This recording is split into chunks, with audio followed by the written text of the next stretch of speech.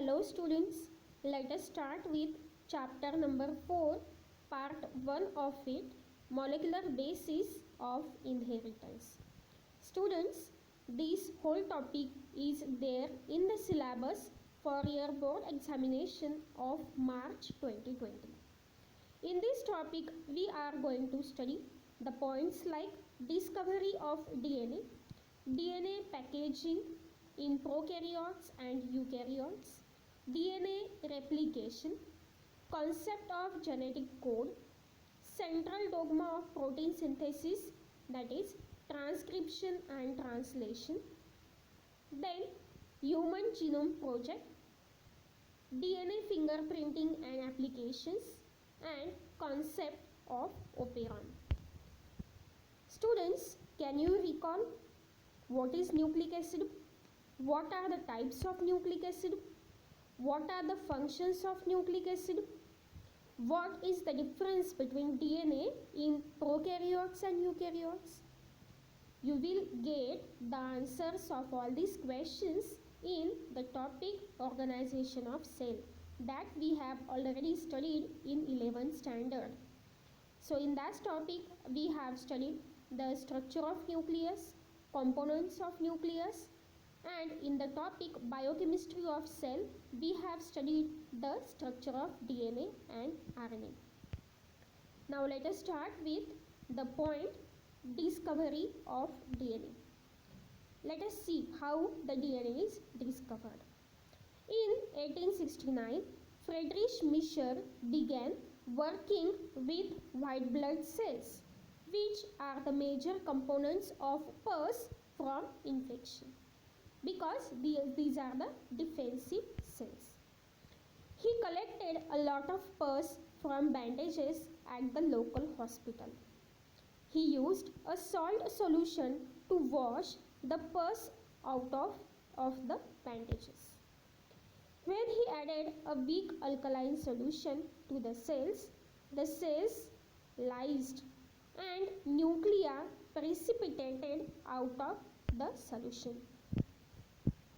From the cell nuclei, he isolated a unique chemical substance to which he called nuclein. Chemically, nuclein has high phosphorus content. Moreover, it shows acidic properties. Hence, it was named as nucleic acid. By the early 1900th century, we knew that Miescher's nuclein was mixture of proteins and nucleic acids. Two kinds of nucleic acids, as you know, DNA, deoxyribonucleic acid, and RNA, ribonucleic acid. The genetic material is a DNA. By the early 1900th century, geneticists knew that genes control the inheritance of traits. Genes are located on chromosome, and that chemically chromosomes are mainly composed of DNA and proteins. So we know that the traits they are inherited, they are coded by the genes, and the genes are located on chromosomes, and chromosomes they are actually composed of DNA and proteins. Initially, most geneticists thought that proteins are large complex molecules and they store information needed to govern cell metabolism. Hence, it was assumed that proteins caused the variations observed within species. Let us study three important contributions that helped cause this shift of opinion. So let us start with the experiments done by the scientist Griffith. In 1928, a British medical officer, Frederick Griffith, performed an experiment on bacterium Streptococcus pneumoniae that causes pneumonia in human and other mammals. Griffith used two strains or two generic varieties of Streptococcus bacteria to find a cure for pneumonia, which was a common cause of death at that time. He used two strains of bacteria. The first one is virulent, which is smooth and pathogenic one, and encapsulated, called S type. Second is non-virulent, rough, non-pathogenic and non-capsulated, called R type. So in the diagram you can see the images of rough strain, which is non-encapsulated a virulent bacteria, and on the other side you can see the smooth or A strain encapsulated virulent bacteria. Griffith conducted 4 experiments on these bacteria. You can see the table which is shown on the right hand side. In the first step, when he injected bacteria of strain R to the mice survived because it did not develop pneumonia. So in the first column you can see the blue colored cells of, let us say, the rough strain injected to the mice, and that mice lives. He did not develop pneumonia. In the second step, when he injected bacteria of A strain to the mice, which is the virulent one, pathogenic, the mice develop pneumonia and that mouse dies. In the third step, he injected heat-killed A strain bacteria to the mice, and the mice again survived. In the fourth experiment, he mixed a heat-killed smooth strain bacteria with live bacteria of R strain and injected this mixture to the mice. The mice died, and Griffith recovered a large number of live A strain bacteria from the blood of dead mice. These fourth step results were surprising to him. In these 4 experiments, something has caused harmless strain R bacteria to change into deadly A strain bacteria. Griffith showed that the change was genetic.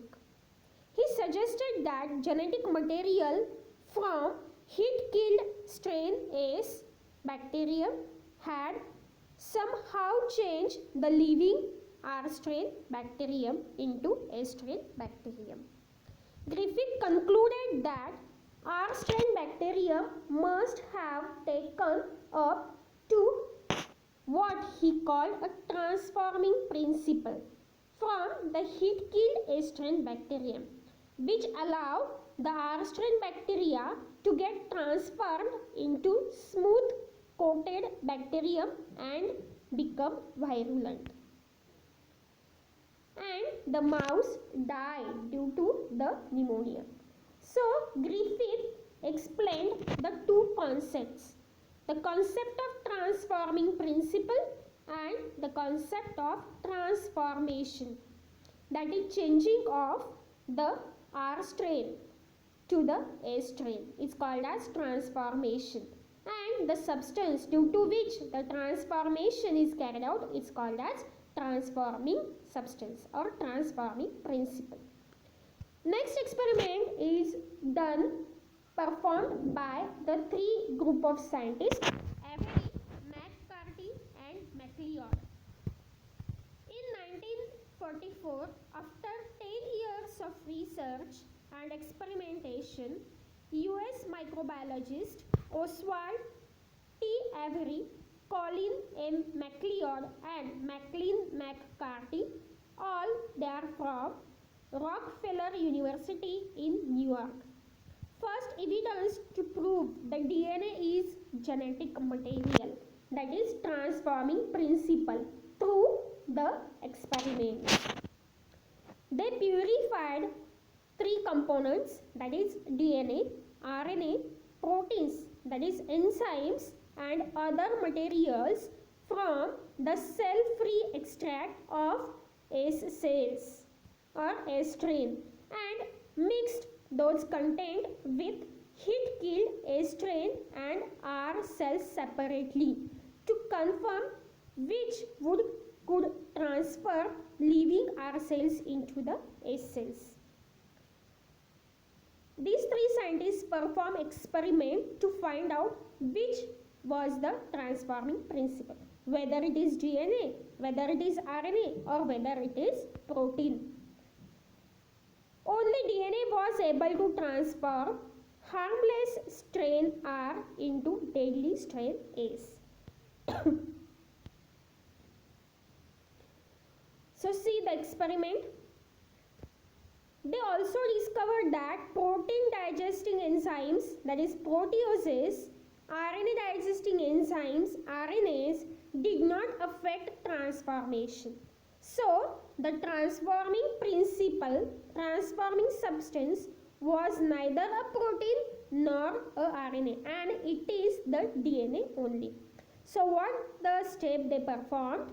They mixed R-type bacteria with heat-killed smooth type bacteria. They add the proteases and DNase enzymes and they inject them to the mouse. So the mixture which is acted by the proteases, the mouse dies because the proteases worked on the proteins and not the DNA. So transformation occurred and mouse dies due to the pneumonia. But in the second step, when they injected the mixture containing DNase, the mouse lives because DNase acted upon the DNA. The enzymes killed deactivated the DNA from the smooth type and the mouse lives. So this results indicates that the transforming principle is the DNA and not the protein nor the RNA. DNA digested with DNase did inhibit transformation, suggesting that DNA only caused the transformation process. These experiments proves that transforming principle is DNA, but again all the biologists were not convinced. Again, the two scientists Hershey and Chase carried out the further experiment by using bacteriophages. Let us see what they performed. Hershey and Chase worked with viruses that infect bacteria. So they are called as bacteriophages, which composed of DNA and protein. Bacteriophages, again you have studied the structure of bacteriophages in the last year. So these are the viral particles. They are coated with the proteins and they have their genetic material either in the form of RNA double-stranded or single-stranded, or DNA double-stranded or single-stranded. They used radioactive phosphorus, that is P32, in the medium for some viruses and radioactive sulfur, that is S35 for some others. They grew some viruses on the medium that contained radioactive phosphorus and some others on the medium contained radioactive sulfur.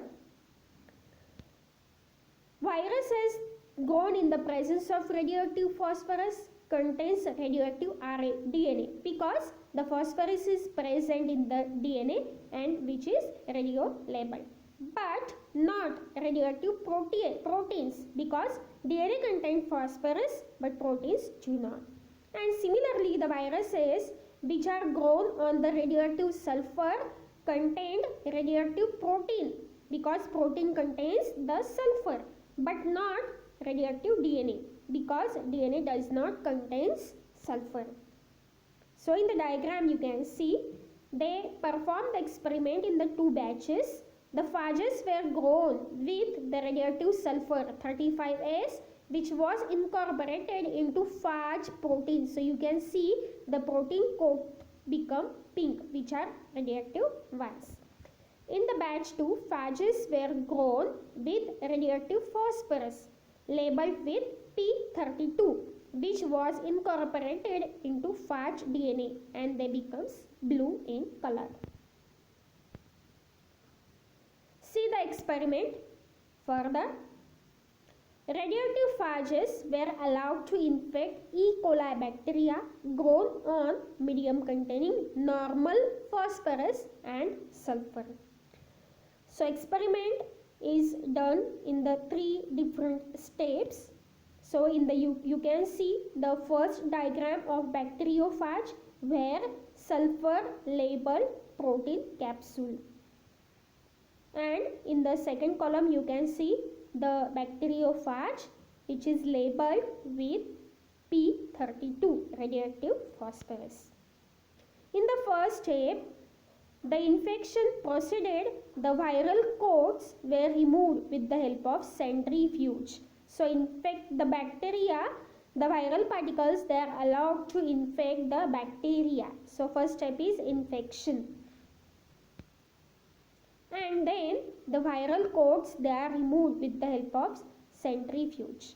Bacteria which were infected by viruses with radioactive DNA were radioactive, indicating that DNA was the material that passed from the viruses to bacteria. So after blending the viral particles, they separated. Bacteriophages inject their DNA into the bacterial cell. The bacteria which are infected by the viruses with radioactive DNA, they become radioactive because the DNA were radioactive labeled. The bacteria which were infected by the viruses having radioactive sulfur, they were not radioactive. So the bacteria which are on the left hand side of the column, no sulfur is detected in the cells and sulfur is detected in the supernatant, because the protein codes, they are radio labeled. And on the right hand side you can see the result, phosphorus is detected in the cell because DNA is radio labeled with the P32. So no phosphorus is detected in the supernatant. So this indicates that the protein from the viruses did not enter the bacteria. So DNA is therefore the genetic material that is passed from virus to the bacteria. In other words, sometime after infection, radioactivity for P and S was tested. Only radioactive P was found inside the bacterial cell, which are the components of DNA. Phosphorus is the component of DNA, so that is transperm, indicating that DNA is only the genetic material and not the proteins. So the Hershey and Chase finally concluded that the DNA is only the genetic material. Students, in the next part of the PPT, we will study the DNA packaging in prokaryotes and eukaryotes and the process of DNA replication.